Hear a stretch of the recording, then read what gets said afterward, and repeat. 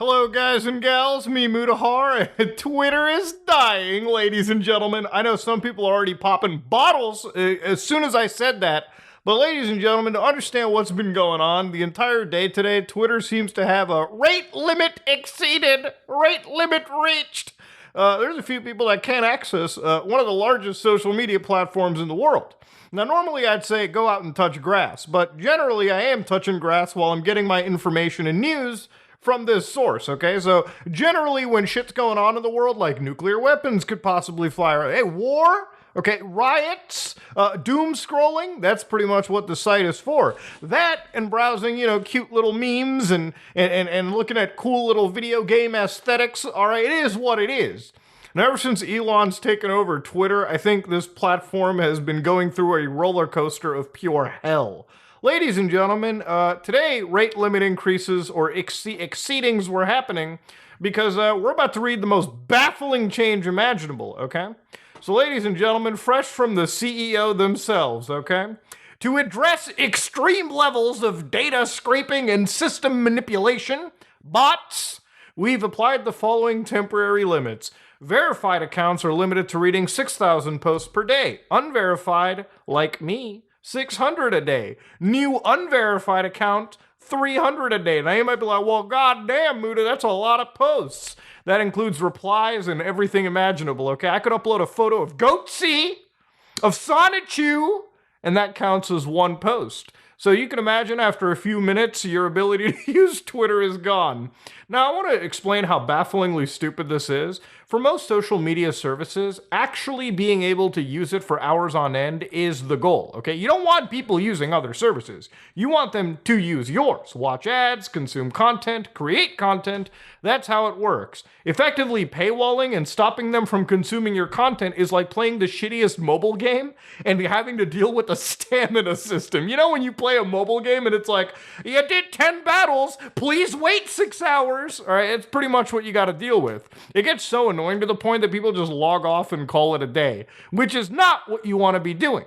Now, ladies and gentlemen, in the last couple days, there have been situations where Twitter has actually locked off content behind logging into accounts, which is wild. Imagine if in order to use YouTube, you would actually need to log into a YouTube account.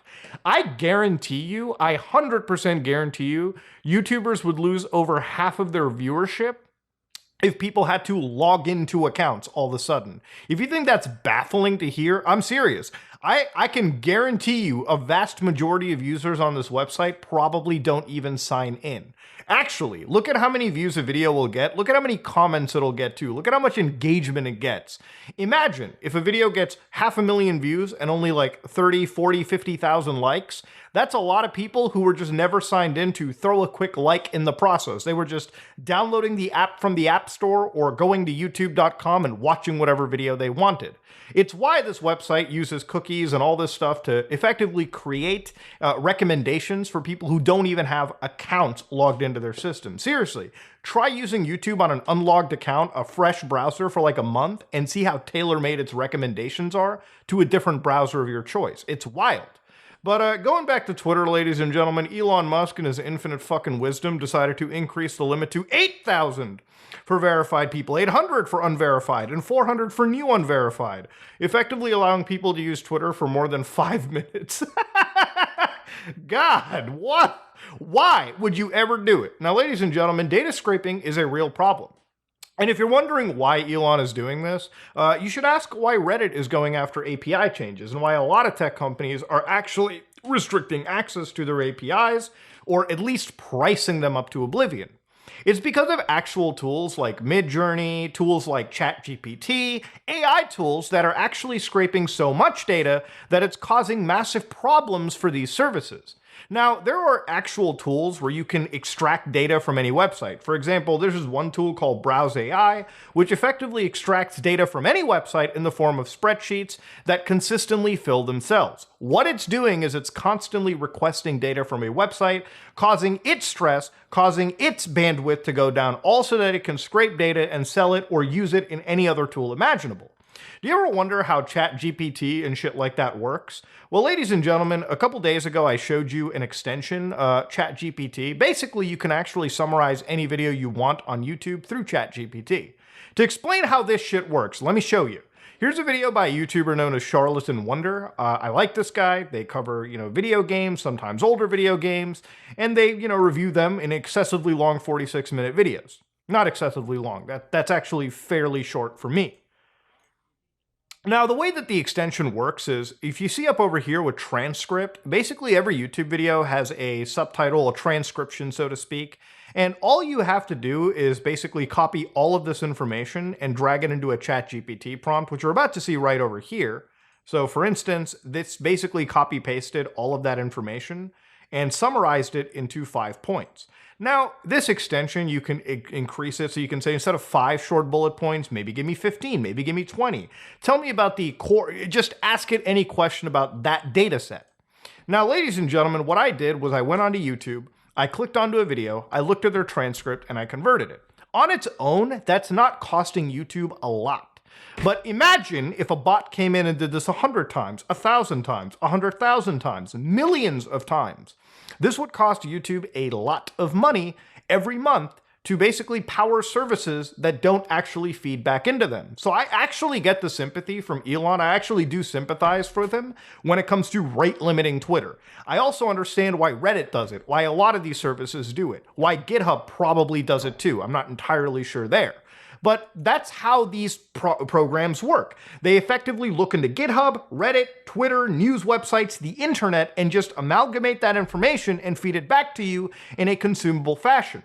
It's actually one of the reasons why ChatGPT, OpenAI, is actually being sued for theft of private data. So to understand, OpenAI has violated privacy laws by secretly scraping 300 billion words from the internet, tapping books, articles, websites, and posts, including personal information obtained without consent. Yeah, ladies and gentlemen, this whole AI, this cool ChatGPT shit that you see, like, hey, I don't have to Google anything, I just have to ask the computer my question, it'll give me an answer. That's because the computer is literally Googling for you and picking out the best possible answers. Sometimes they're not even good answers. They just exist because the computer's providing you an answer. Ladies and gentlemen, Twitter is but one of many websites that is suffering from this abuse on its platform.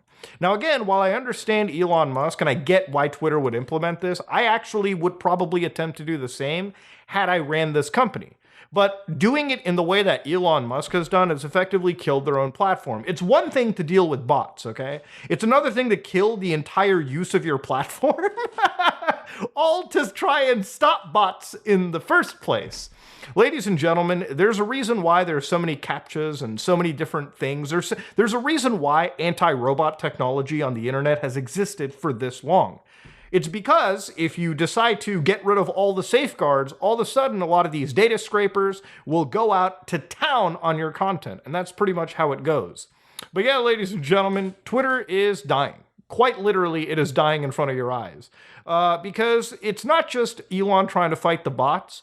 In his quest, he's actually prevented the site from being usable in any capacity. I'm sure the engineers are going back and forth, but it begs and raises the question, what is the future of the internet when AI is so prevalent and a lot of this data scraping is happening, when it costs a lot of these services that we use to express ourselves, to share our content, effectively have to shutter their doors because they can't keep up with the cost of dealing with not just human beings, but also robots? Ladies and gentlemen, that's a question I pose to you. The future of the internet is a very, very weird, in a very weird place, I'll be real right now. But yeah, if you like what you saw, please like, comment, and subscribe. I felt like I wanted to delve a little bit deeper into this topic because I have some expertise on this. I wanted to talk about it in a greater scope, and hopefully you'll learn something. Anyways, ladies and gentlemen, I am, if you like what you saw, please like, comment, and subscribe. Dislike it if you dislike it. I am out.